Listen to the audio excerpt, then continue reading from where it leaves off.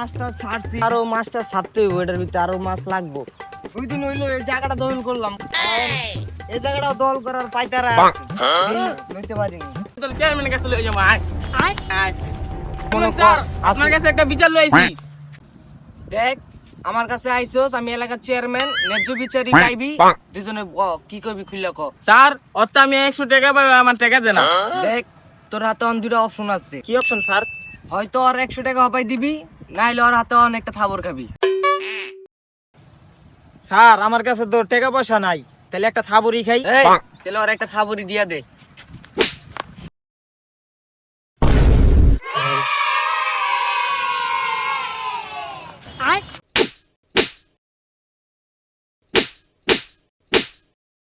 মাল লিখে তুই আমার বুঝলাম না। স্যার ওরে 200 দিয়া দিয়েন, আপনি 300 রাখা দিয়েন। এলন